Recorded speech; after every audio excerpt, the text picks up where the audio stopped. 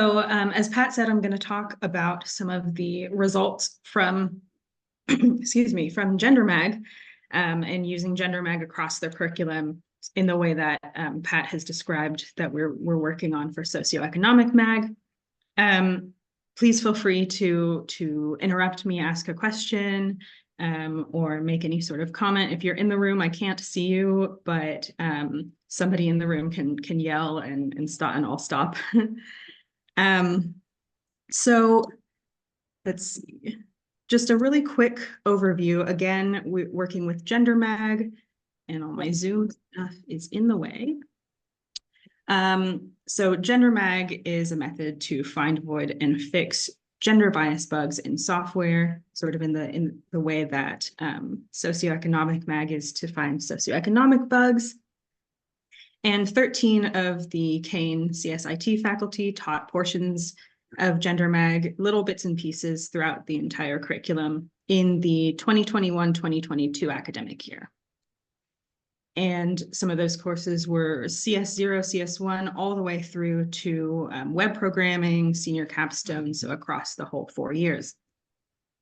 With the goal to, sorry, my Zoom is all over the place. There we go.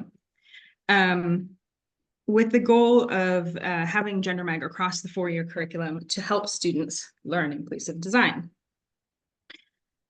So how did students actually respond to this? Well, students reported that GenderMag helped them and their instructors.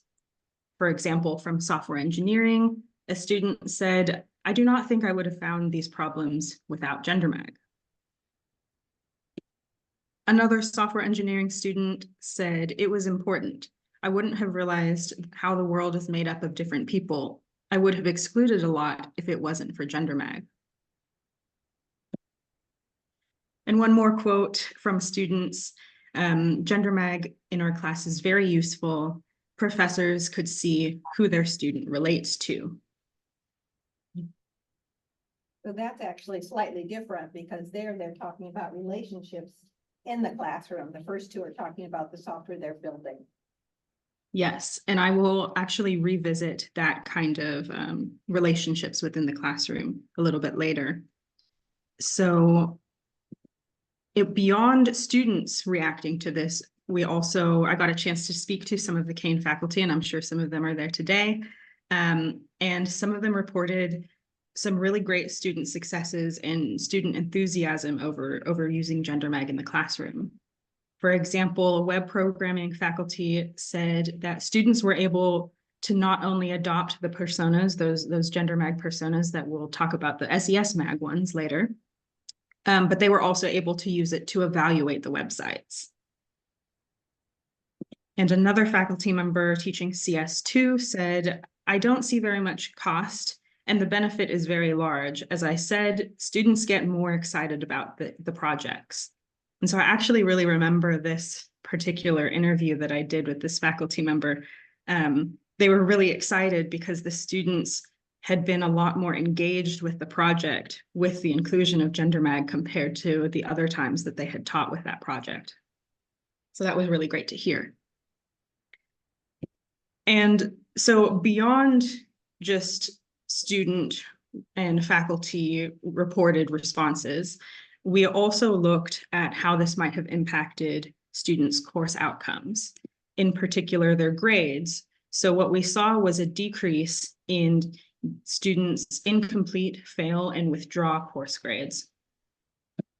So on the screen here, I have a chart that shows students' rates of these incomplete, fail, and withdraw course grades. And so in green is the one that you really want to pay attention to. Those are the targeted courses. Those are the courses that worked with us. And the yellow were the non-targeted courses in the same program, still at Kane University, but not engaged in our approach. And I have 2 sets of bars here, one baseline pre-GenderMag and one post-GenderMag. So what we're seeing here is a decrease in these IFW grades for everybody. But I particularly want to point out that set of black brackets because those are showing the gaps between those targeted and non-targeted courses. So prior to the use of GenderMag, those targeted courses actually had a higher rate of incomplete, fail, and withdraw course grades. And after using GenderMag in those targeted courses, that gap closed. And it ended up being that those targeted courses actually had a slightly lower rate of IFW than the non-targeted after using GenderMag. Let me just interrupt, Rose. These Yeah. are these kind of dark green ones. These are the courses that are sort of known to be troublesome for students dropping out. So this is also a retention graph. And so you know, everybody flunks out of the CS1, CS2, whatever they are. A lot of those were in here and then in here.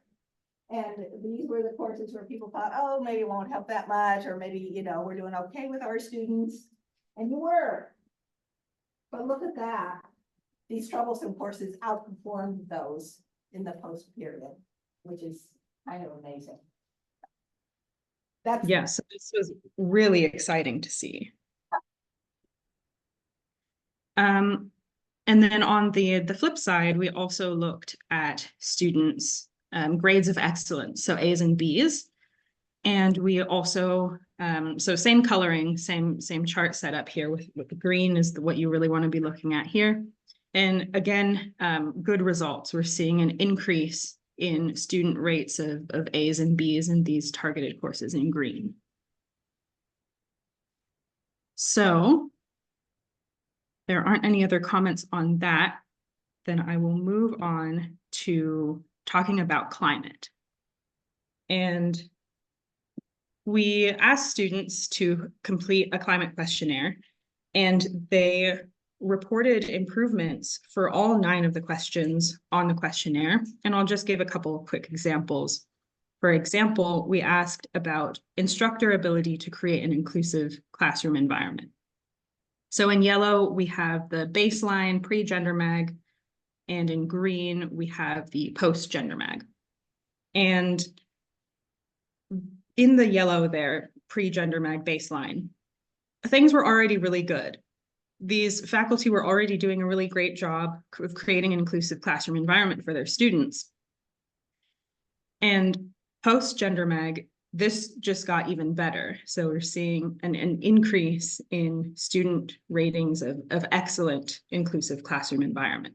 So this is sort of ties back to that quote earlier in the slides about instructors kind of being able to know their students a little bit better, maybe getting a better sense of how their students are approaching the class and technology. I'm just going to chime in real quick again, Rose. Sure.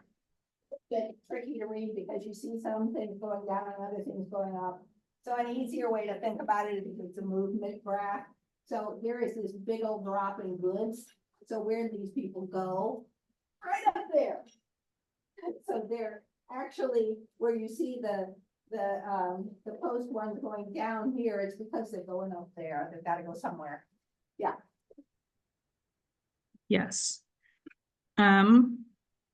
And another question that we asked was about teamwork. So compared to past teams that they had worked with, how did these students feel in these particular classes that we had the questionnaire for? So again, yellow baseline pre-GenderMag, green post-GenderMag, and the same sort of movement towards feeling more included in these teams. A slight decrease in those excluded, slight decrease in the middle kind of neutral bar, and an increase in those more included responses.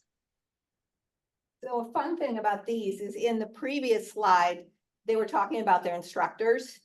In this slide, they're talking about each other.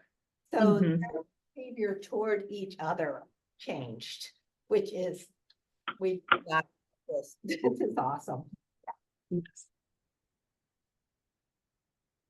All right, so one last little, well, I say little, but very exciting, really, result was about how students actually did on these assignments. Were they able to create more inclusive assignments after having learned GenderMag? And so this is a new result. This is sort of hot off the press. the inclusivity of their projects increased, and they had better support for diverse users. So what we did was we had some GenderMag experts come in and actually evaluate the inclusivity of students' projects that we had collected. And for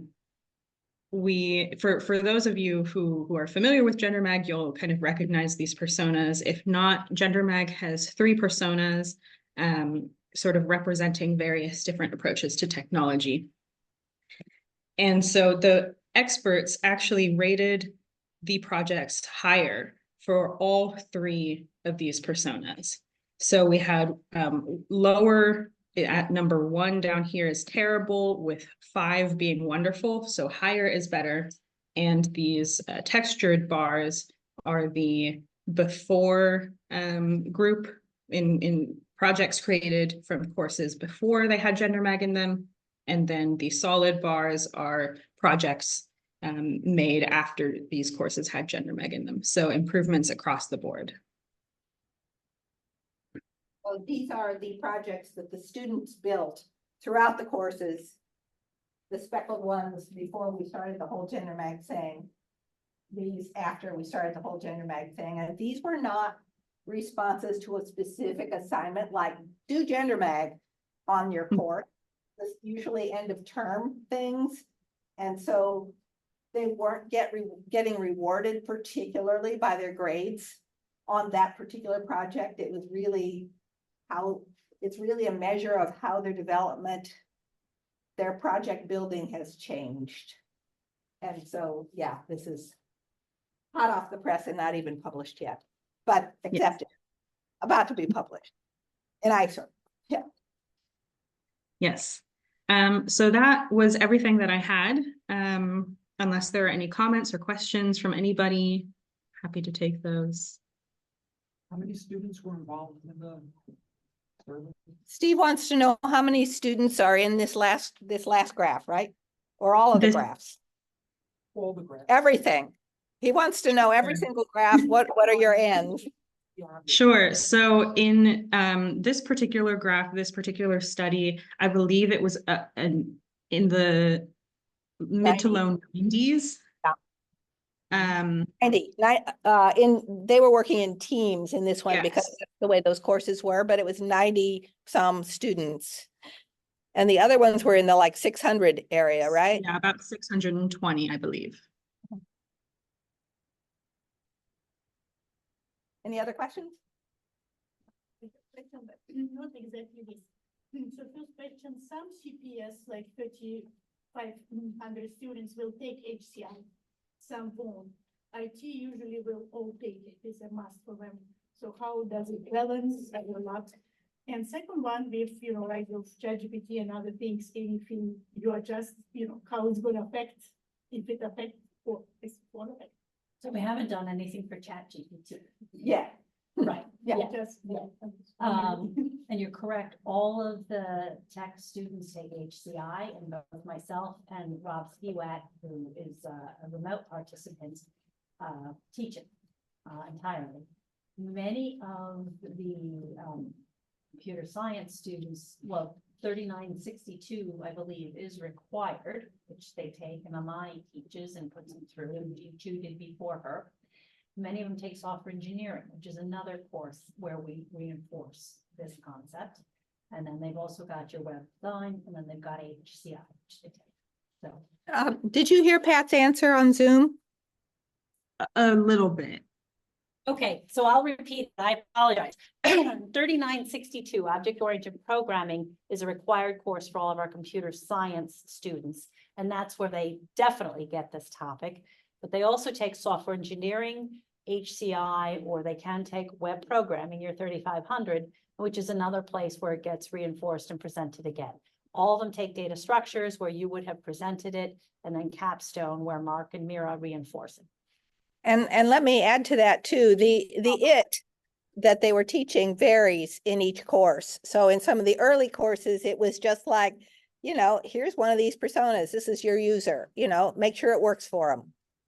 And that's it. No background, no nothing. And then in later courses, especially in HCI and software engineering, you'd get all the way up to the full method. So they're learning crumbs along the way, but not the full shebang, usually until the 3rd year.